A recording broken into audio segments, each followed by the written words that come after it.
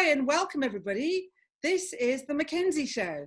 This is Tara, Georgia and Cate Mackenzie interviewing Colin Mackenzie about his incredible new book, Pressing My Luck, out now on Amazon.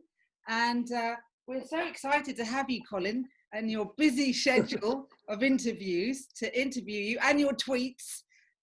So we're very excited, and we wanted to ask you, this is a little interview from the three of us about the relevance of what you know about that's now being displayed in perhaps the program like The Crown. What are your thoughts on how Thatcher, the Queen, these people are displayed when you actually had audiences or interviewed these kind of people?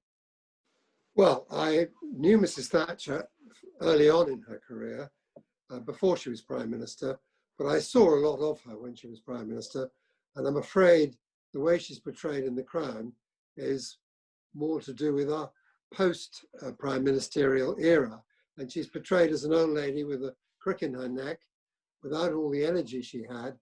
Furthermore, I don't think she would have ever tried to lecture the Queen on matters of parliamentary procedure or the Constitution or anything like that. She would have been very aware of the Queen's position and the Queen's experience, and she would never have challenged her views on anything. She would have listened. And I would think that the Thatcher family could be rather justifiably annoyed with the way she was portrayed. The one item and one program I did have a lot of knowledge about was when Michael Fagan invaded the royal bedroom and sat on her bed, because I was trying to do a documentary with Fagan about that incident about 6 years ago. And I met him for several times, and I sat down with our cameraman and my producer when I was doing this documentary to discuss how we would proceed with it. And all I can tell you is he was not a very articulate man, but he would never have been able to express himself as he did to the Queen in the series The Crown. He simply didn't have the vocabulary or the confidence to act like that. He's a fairly, how shall I put it, gentleman without much fluency in his life, either in his private life, in his language, or anything else about his life.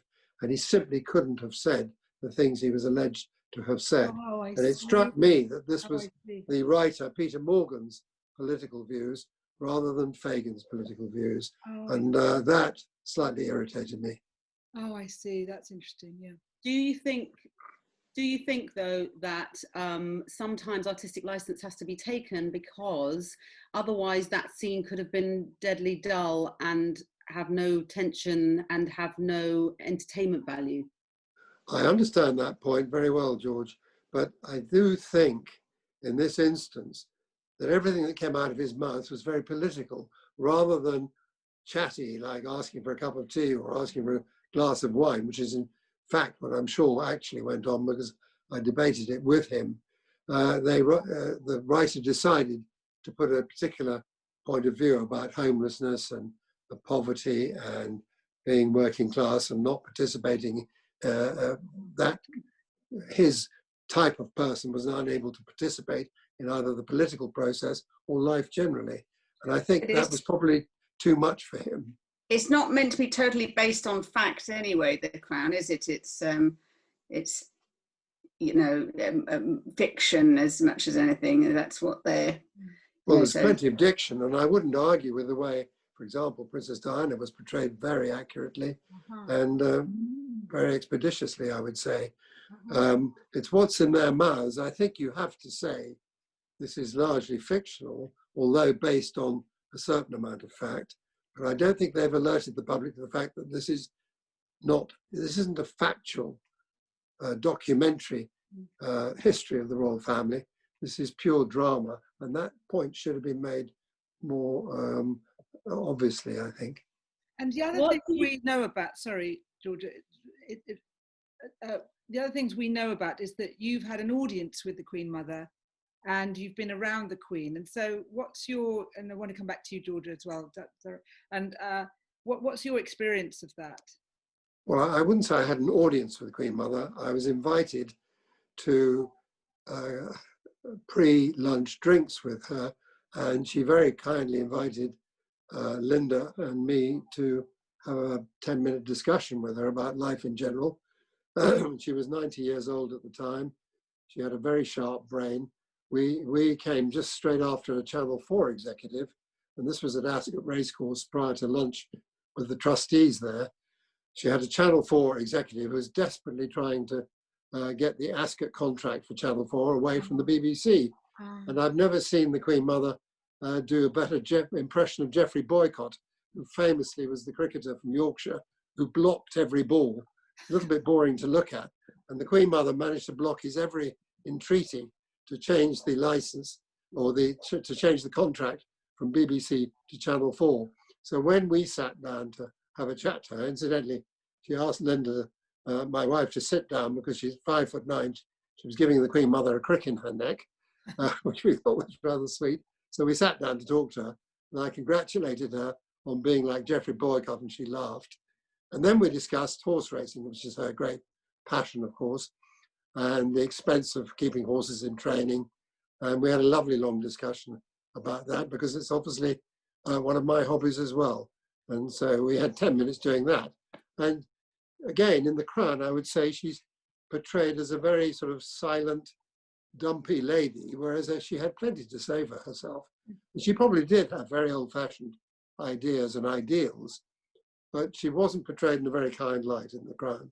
Was it down to the royal family who got to film Ascot then between Channel 4 and BBC?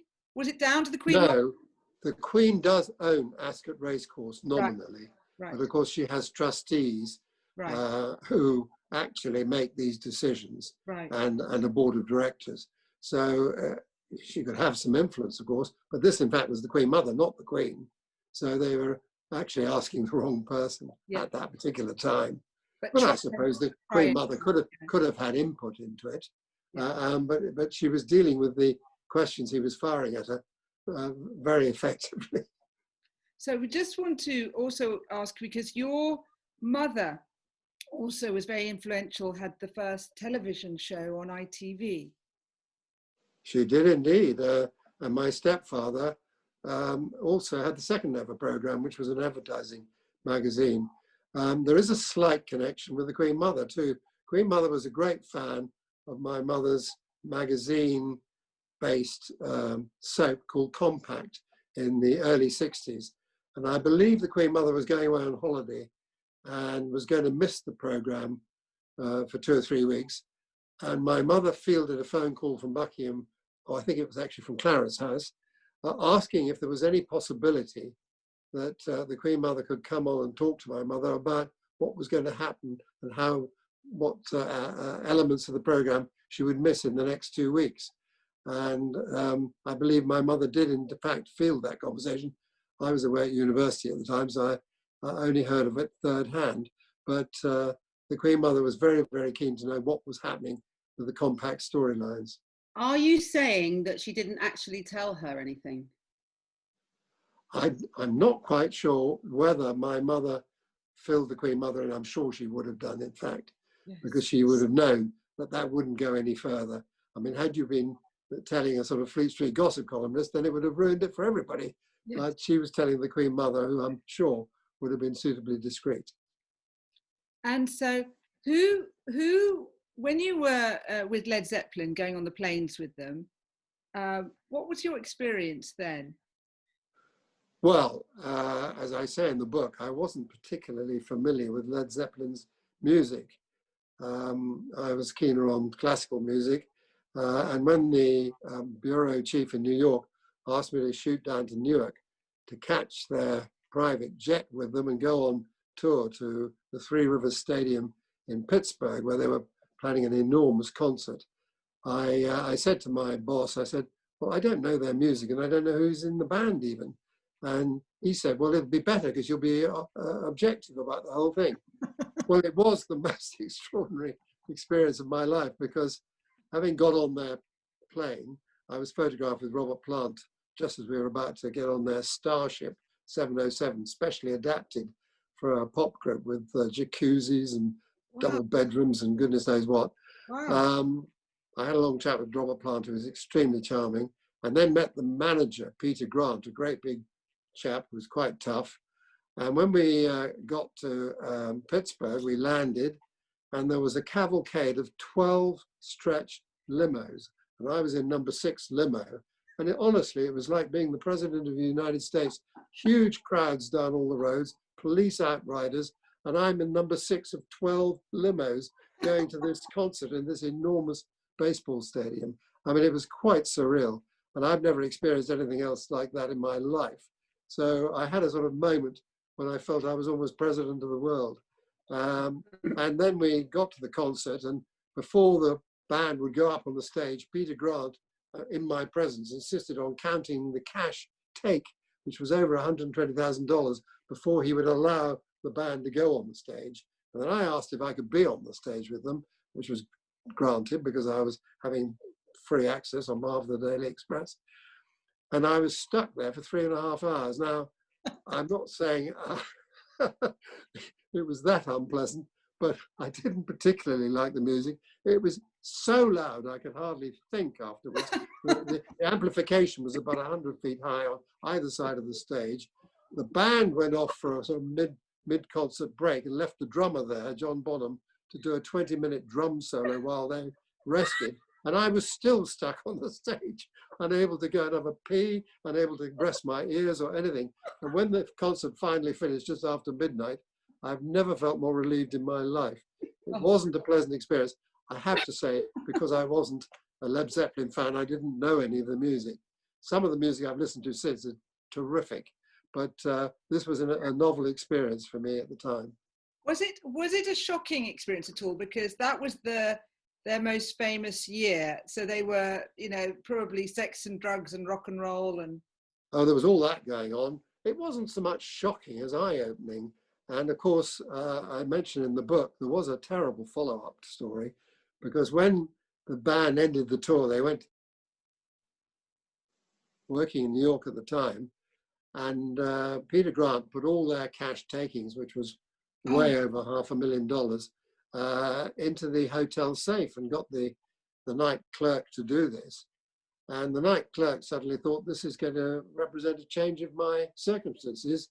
And 24 hours later, the safe was opened again. The night clerk disappeared over the horizon, and all Led Zeppelin's money went with it. Now, I imagine, I don't know for certain, because I left New York before the whole thing was resolved. I don't think the clerk was ever caught, to the best of my knowledge. And I imagine the hotel's insurance had to cough up whatever Led Zeppelin said was in the safe, but it was an extraordinary follow-up story.